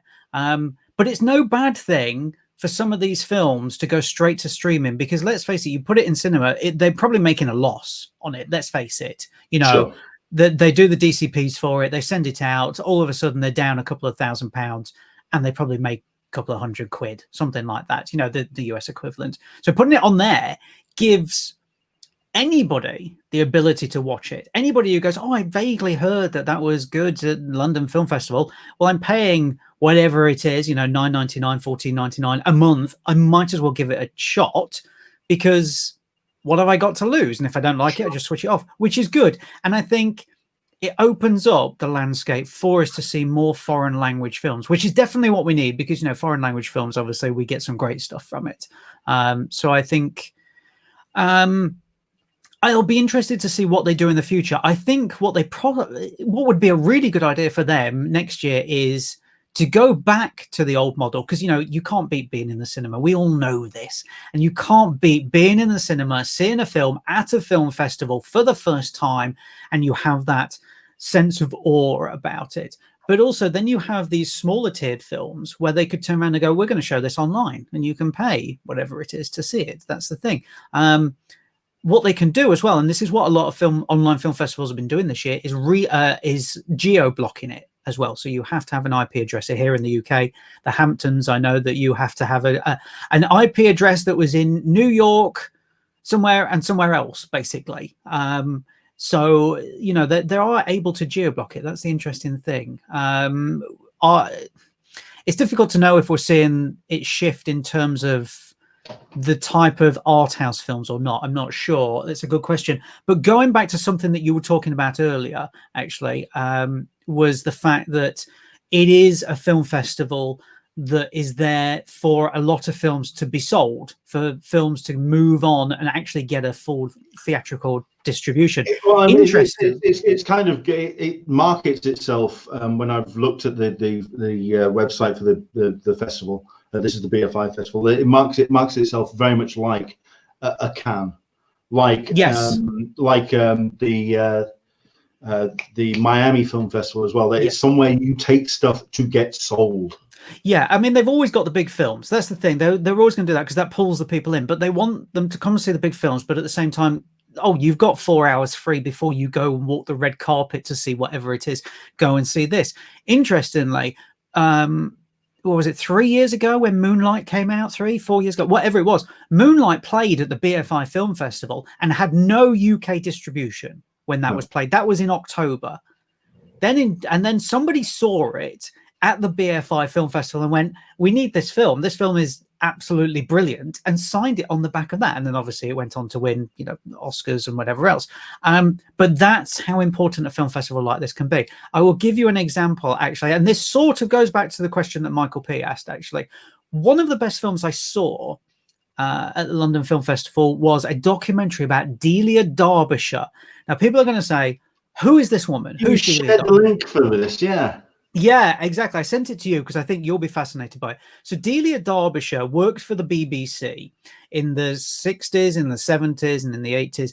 She was the person who created the theme tune to Doctor Who, okay? The original theme tune.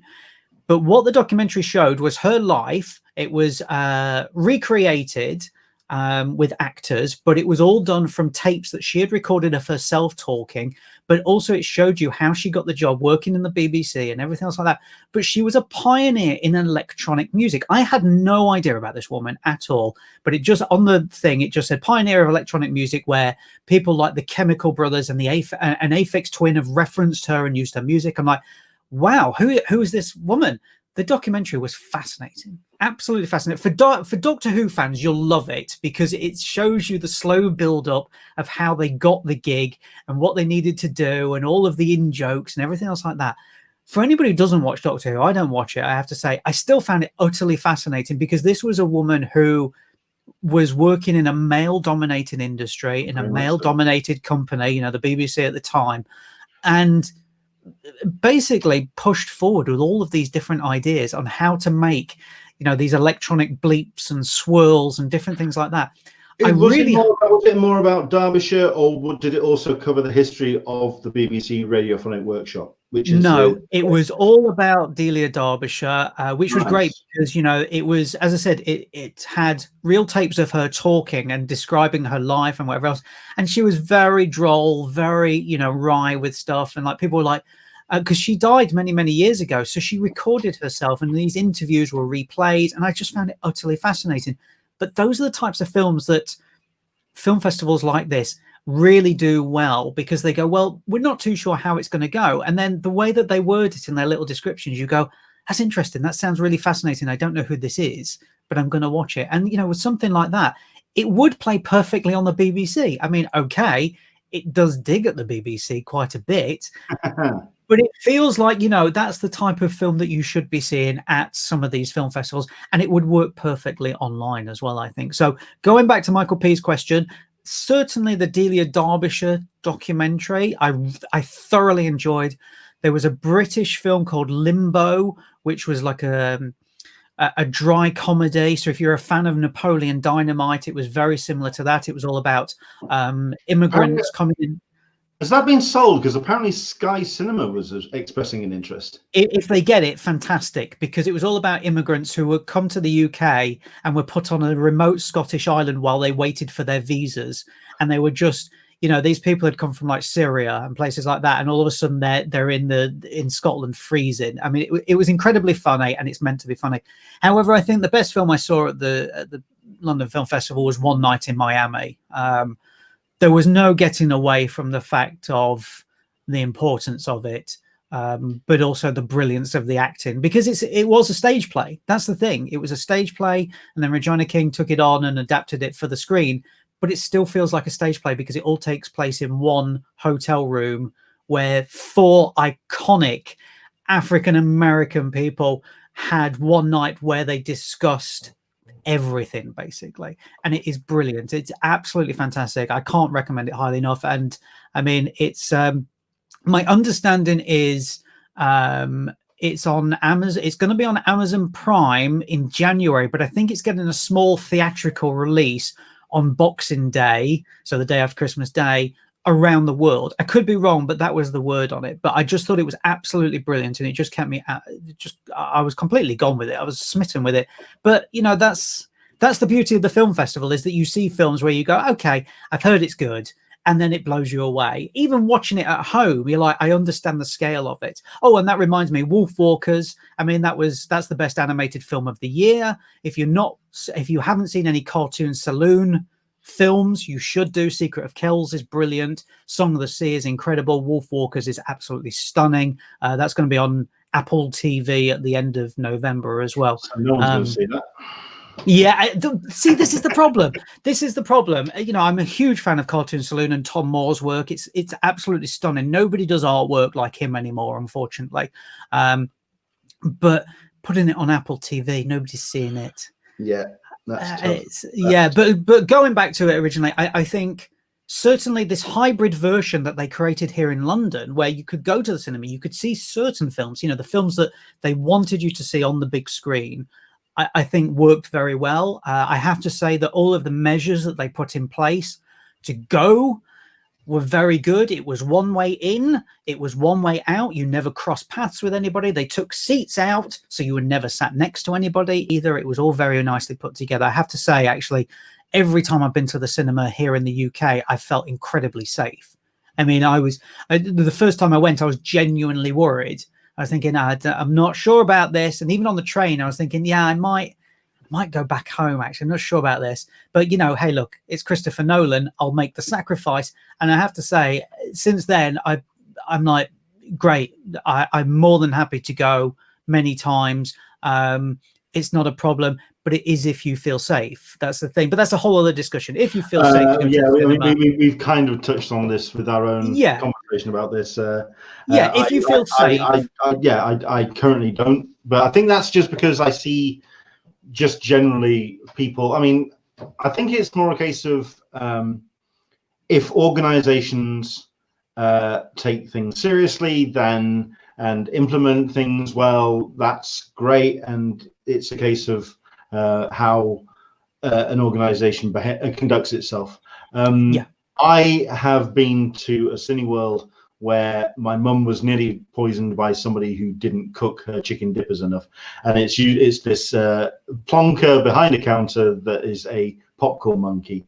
And frankly, I'll wait till there's a little bit more safety involved. But that's understandable. That's understandable. I completely get it. But sorry, very, very quickly, while we're carrying on talking, but I want Dan Berry. Dan Berry is also he's watching. He did take part in the San Diego International Film Festival. He's mentioning that they were geo-blocking films as well. Dan, can you let us know about the content that you saw? What were the highlights? What were the films that were they showing? Soul? What were they showing? What were the highlights for the San Diego International Film Fest, which I know was happening this weekend? I have to say, you know, even though obviously they geo-block stuff, there's ways around it. Yes. Which I have to say I did try a couple of weeks ago, because I was curious as to how it would work, and I tried, and I'm like, okay, there are ways around it. It just means here in the UK you have to get up at like 3 a.m. to watch something, and I'm like, yeah, I'm not sure if I'm desperate to see you know, Anthony Hopkins slowly die.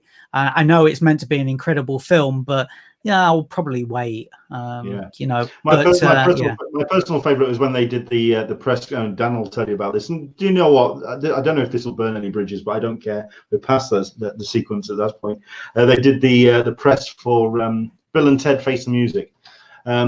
You will get a link. You will get that link, and you can only watch it for 3 hours past the time. At which point, here in the UK, yes, I managed to get the link to go to watch Bill and Ted, and at 3 o'clock in the morning, I came downstairs and I watched Bill and Ted. Dan will let you know that link was still available 4 days later. So it was a case of hey, what the hell? Knock yourself out. But you know what? It's an interesting idea. And certainly for those in the industry, if you have a big film like that and you want to put it out, a time-locked screening works. It kind of Sure. works. You've just got to remember to take it down. You do. Aaron Neighbours, why are they geo-blocking? I thought they were international law. Good question. Yeah, Good question. The content may be international, the audience not so much. Yeah, that's exactly it. Yeah, it's there are different rights with different companies in different countries. Actually, I mean, the rights to Disney films, Disney Pixar films here in the UK is much, in terms of showing it on TV, is much more complicated than in the US. Even though we have Disney Plus, it's still incredibly complicated to try and get a Disney film here on TV, whether it is on cable or whether it is on standard TV. Sure. So yeah, that's basically why they geo-block it. And also they say because of piracy. But you know, look, you could, I mean, you're not going to stop it. It's just not going to happen. But I'm pleased to see that nothing that was shown online at the London Film Festival has leaked online. The same with some of the US ones as well. I think that's good. Fair enough. We'll do another 5-10 minutes, and then we'll wrap up the show. But I do want to move on from, I mean, okay, just very quickly, one sentence, your thoughts on the international or the London Film Festival. Yay, nay? Thoughts? Yeah, I really enjoyed it, actually. I think I had many more highs than lows in terms of films. I thought the hybrid version worked very well. I sort of hope they keep some of it for next year. So in a year where, let's face it, there was not many huge films, there was still a lot of films that really piqued my attention. And for that, I'm pleased it went ahead, even though it was online. Fair enough. Right, which kind of then leads on to the next question. Considering that the question is about next year and about what the content is going to be available, the film festivals will give an indication of upcoming films and what we can expect down the line. Did the London Film Festival demonstrate a dearth of content for next year? Considering that, I mean, admittedly, there are some big titles that have been pushed back. So we're going to be seeing a lot of backlogging of, say, some of the big titles from 2020, Bond, Dune, Fast and the Furious 9, Fast and Furious. What was the festival telling us about what we can expect next year? It doesn't tell you anything. The thing is, those types of films don't really appear at the London Film Festival. They're not, you know, they're just not their bread and butter at all. In that case, then, the big titles and the things that would have been pulling in billions of dollars, are we going to have the places to show that kind of film and that kind of numbers? In which, I know this is a big question, but have we now seen a permanent shift in the way that the film industry will go forward from 2021? There's no yes or no answer to that. I think two things.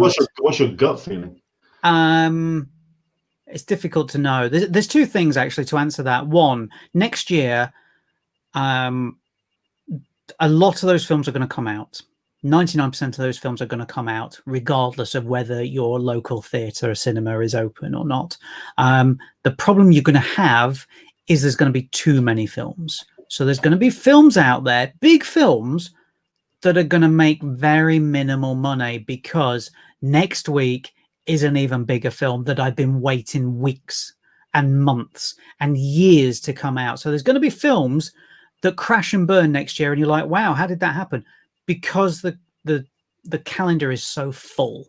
That's the problem. And then that means that in 2022, the calendar will be quite empty, apart from animation, which is fine by me. I love animation. But there will be a break. There certainly will be. But yeah, I don't know how it will be going forward. I'm really curious to see if we are going to see the likes of Marvel or Sony or any of the major companies investing $120 million into a film anymore. So when, do you know what? That's when a real. when we're not going to be getting the same returns, you're not going to be able to guarantee $1 billion for Dune. We're not going to guarantee $1 billion for Wonder Woman. We're not going to guarantee $1 billion for Black Widow. So good question, actually. And you know what? Thinking about it, as some people may know, Disney theatrical department has now been told that the only films that will be on the big screen are your tentpole films, as in anything through Marvel, but not anything really. Some of the Pixar stuff, some of the Disney classic animation, the original animation studio, but a lot of it is going to go straight to Disney Plus now. So you're going to see films where you're like, I'd love to have seen that on the big screen, Mulan, for example, and it's going to go straight to Disney Plus. There's going to be a lot of that. Disney's stranglehold on films on the big screen feels like it's coming to an end, which is good news for other studios. And I'll tell you who it's really good news for. It's really good news for Netflix. And the reason why is because Netflix, you know, they turned up and they changed the game. And everybody went, oh, they're not putting them on the big screen. They're not putting them in theaters. This year, here in the UK, Netflix have put more films on the big screen than 2 major studios. Okay. That's going to happen more and more. They're going to start putting some of those films on the big screen for 2 or 3 weeks, and then it will be on Netflix. They've done it with the trial of Chicago 7. You'll remember they did it last year with The Irishman and Marriage Story and Dolomite Is My Name. They're going to do that more and more. They're doing it with Mank as well later this year. So Netflix turned up, sort of revolutionized the distribution mold, and everybody moaned about it. And now they've kind of gone back to the old distribution mold and are kind of keeping a lot of theaters alive. Just a thought. Fair enough. Fair enough. Michael P. Black Widow works fine for the small screen. Exactly. See, that's the thing. Yeah. I mean, let's face it. Who wants to see that on the big screen? It'd be nice, but if they turn around and say it's going straight to Disney Plus, you go, okay, it's fun. Well, let's put it this way. When Mulan got, there was charging for Mulan to go to Disney Plus. I didn't pay for it, and I haven't watched it yet. But if Black Widow showed up and said, "Oh, it's $9.99," yeah, I think I'd find a tenner from somewhere. I'm sure. It's not going to be $9.99. Let's face it. If you're paying, what was it, $19.99 for Mulan, Black Widow, you know, I mean, that's the thing. I do feel like Disney's pricing is slightly out of whack. They might need to drop it a little bit. Yeah. But yeah, I think Michael's right that, you know, Black Widow goes straight to streaming. Okay, yeah, fine. We'll see what happens. Yeah. I find it interesting that we're going to be something like 16 months between the release of No Time to Die from Billie Eilish to the actual release of the film, and yet still nobody could sing that. You put a gun to somebody's head and nobody would be able to sing Billie Eilish No Time to Die, which I find intriguing. Dan Berry, no major studio films being shown at the San Diego International Comic Fest. The biggest one was only the drive-through, which was Nomadland. Yeah, they showed that at London Film Festival online. Yeah. Okay. And he also mentions that Bill and Ted is still available. The link is still up and running. Hilarious. Yes. Michael P. This is about Disney Plus. Their pricing is out of whack. Yeah. It is. I mean, the problem is, I think their pricing, they look at a family of 4, and ultimately, the majority of people who go to see Marvel films and something like Mulan would be a couple or somebody on their own, like myself. You know, and you're only paying probably a tenner, something like that. I mean, I'm surprised that they didn't actually put a tenner on Hamilton. To be honest, I'm stunned they didn't. They put that out for free. But I think for myself, the main reason why I didn't want to pay for Mulan is because the films that they have put directly onto the Disney Plus service. If I'd have paid £10 or £19 for Artemis Fowl, right now you'd be seeing the rubble of the Disney office in the UK, as it would accidentally burnt down from a mysterious figure in in a cape that threw a Molotov cocktail through the front door. I would have been slightly offended if I'd have paid money for that thing. The only time I've heard Mulan and Artemis Fowl be discussed in the same sentence. Weird. Well, that's because there are polar ends of a shit stick. So there you go. Yeah. Yeah. Danbury, some of my favorite Marie's Not County shorts were Before, During, After, The Outside Story, and Eat Wheaties. So I don't know if any of those showed on your radar at London. No. Okay. No. And nothing. Michael P. Hamilton is incredible. So yeah. I think we're talking also a cultural landmark, and like I say, I'm when cultural landmark and free are in the same sentence from Disney of all people. That's interesting. That's But don't forget the deal for Hamilton was straight to streaming. That was the thing. So slightly different. Yeah. Right. It's been an interesting conversation because, like I say, it's just been an interesting year for cinema, and it's going to be a continuing story for cinema. It's also been great to talk to you about Walker Stalker. I think these are both stories that we could gladly have you back on to talk about down the line. I'm hoping that it's not 2 months down the line and we're talking the same thing where we're still uncertain about its future, but something tells me that's on the cards. So that's unfortunate, but that's just the way it is. So there we go. Mark, thank you very much indeed for coming on. It's been an absolute pleasure, sir. If you could let everyone know where people can find you online, so we'll go that way. Yeah, but best place to find you. I'm on Twitter, Mark_Searby, my website, marksearby.com, which doesn't have that much on it, but it's got what I do, basically. Then film reviews every Friday in the UK in the afternoon on Phoenix FM within Essex, Friday later afternoon on BBC Northampton, and then Saturday early afternoon on BBC Radio Suffolk as well. You can buy a couple of my books on Amazon about the comedy genius that is Rick there, and Al Pacino, which I don't have a poster up at the moment about. Makes a change. Yeah, it does make a change, actually. Yeah. Well, do you know what? I thought I'm coming on here. I think it's only fair that I put Rick on there doing that because, you know, saves you doing it. Yeah, well, the lost art of the V sign, to be honest with you, you know. So I think that's it. There's probably more bits, but I'm still waiting on the next post to go up on exclamation mark. Oh yeah. Well, I mean, yeah.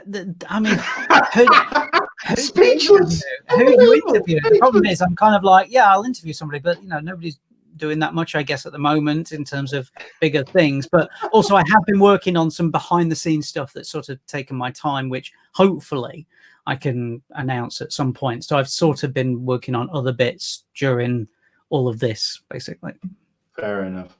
Michael P. Mark needs to be a guest once a month. I agree. And Aaron Neighbours, nice seeing you, Mark. I mean, I'd like to get you on the same kind of show that we do with like Russ Burlingame and Mike Avelia. Having the three of you together would be a nice little. That'd be interesting conversation. But we have ourselves a fair old guest list coming up, so might as well very quickly talk about that. Yes, my word, am I particularly happy about the guest list that we've got down the line. Considering that, let me see if I can just bring up who we've got. Monty Nero we've had, that was fun. Milton Lawson is going to be our show next week, which is a very interesting writer. He's got lots of projects on the card, so it's going to be fun to talk to him. We've got Story Worlds, which is, get this, a new UK comics publisher. That's that's a bold thing to do in 2020, to actually put yourself out there and be a new comics publisher. The people that they've got involved as well, including Ramsey and Julian Parry, they're people that aren't kind of just riding on the coattails of Watchmen and Alan Moore and Dave Gibbons and the great creators of the 80s. They are looking at doing stuff in 2020. It's a very contemporary setup, and I'm very excited to talk to Story World's Max Gedney is the guy who's put it together. He's not necessarily from the comics world, although he has written a couple of the titles that are coming out. He's more from films and television. It's going to be an interesting conversation. Looking forward to talking to that bunch. Vault Comics directly after, which is with Damien and Adrian Russell and David Disanyaki. Vault is a publisher which has just gone from leaps and bounds and has embraced a number of the UK talent of the moment. They are being incredibly bullish about the books they're putting out, and it's been fun to watch Vault grow from strength to strength. So looking forward to that. Yes, Scotty Young is still scheduled to be a guest. We'll see how that goes. I mean, I'm hoping to actually convince him to actually do some artwork on the show, because I know that he's not necessarily a big fan of being on podcasts. So hopefully we'll get him to do stuff while he's actually on air and have him talking while we're having on. Mark Searby may be aware of the next, or the last guest of November, which is Mike Cicchini, who is the editor-in-chief of Den of Geek. So it's going to be interesting to talk to him, especially about pretty much what we've been talking with Mark. If anything, Mark, if you're free on that particular evening, to have you on that and to kind of talk, because to have Mike, this is on the 22nd of November, same drill, to kind of talk about the landscape and see how things have changed in a month. What else am I doing? It's a good point. I mean, what else am I doing? Yeah, the only reason why I do this podcast is because I've got nothing else to do. Well, yeah. Yeah. Ugh. So there we go. Right, but that's our guest list. We've got some fantastic names coming up. In there, by the way, in between Vault and Scotty Young on the 13th of November, I'm going to be talking to Heather Antos on the Thursday. Heather, of course, is the a former editor for Marvel Comics, possibly somebody whose name has more weight in terms of the controversy that has followed her along, but I'm a big fan of her work, especially what she's done with Valiant. So looking forward to talking to her on the 13th of November. Looking forward to that. So there you go. That's our lineup. Thank you very much indeed for joining us today. I would want to thank again some very important people, which is our Patreon supporters. These are people who just allow us to keep doing what we do. And I really want to say thank you to all of them. We've got several tiers, but everyone who's in the Darjeeling, which is above, I think it's $5 and above. These are people who are allowing us to keep doing. Aaron Neighbours, will I be drinking a milkshake when Heather is on? That could be a little bit insensitive, but you're not the only person to have suggested it. So we'll see how it goes. Thank you very much indeed to everyone who jumps on patreon.com/Englishman STCC. I really appreciate all the support that you give us. So there you go. That's our show. Thank you so much indeed to Monty Nero for coming on and talking about his project. Thank you very much indeed to Mark for coming on and talking about the London Film Festival and Walker Stalker. Can I just say something quickly? Go for it. They've just announced the winners of the London Film Festival, as in Best Film, Best Documentary, etc. Best Film went to the new Mads Mikkelsen film called Another Round. Yes, watching Mads Mikkelsen getting shit-faced for 90 minutes. It was glorious. It was glorious. It was fantastic. I mean, and then right at the end, it's like the Guinness advert that he did, except he actually got shit-faced. Yeah, and right at the end, there's a musical number. I mean, who doesn't want that? So there we go. Brilliant. Oh, congratulations to Mads Mikkelsen and indeed the whole team for that film. Fantastic. I said it at the beginning, and I'll say it here at the end. Today, the 18th of October, marks the birthday of An Englishman in San Diego. I created the website, created the YouTube channel, and put everything together, launching this day 7 years ago. How it's grown, the people that I get to speak to, including Mark. I mean, everyone else can go jump, but it's great to talk to Mark as the pinnacle of the people I get to speak to. It's been a roller coaster ride. It's been an accident in some places. I mean, how we've managed to grow the show over the course of lockdown still baffles me. But the fact that it's kind of come together and the community still joins us each week to talk about this stuff, I'm heartfelt thanks to everyone who continues to support us and just watch us and keep doing what we do. We'll keep doing it as long as you keep watching and keep reading and keep doing following us along. Whether we'll be able to do it in public, as in conventions again, fingers crossed we'll get that sooner rather than later. The other thing that I want to remind people is that I am still doing stuff for other conventions. I did a video for the Lakes International Comic Art Festival last weekend. That's going to be a little bit more available beyond that weekend coming up, which was a launch video for a project called Breakthrough. Search for it online, find out more about Breakthrough Our Time, which is an anthology for creators that wouldn't necessarily get a voice in comics. So we've got someone who did a story on Black Lives Matter, story on Brexit, story on disabilities, and also the Extinction Rebellion movement. There's a lot of stuff in there which was fascinating. It's an exciting project. Do search that out. And I'm going to be doing a number of projects and panels for the Thought Bubble Festival, which is barreling down the pipe as well, 3-4 weeks away. So expect to see my face popping up on a couple of panels for Thought Bubble in about 3 weeks' time.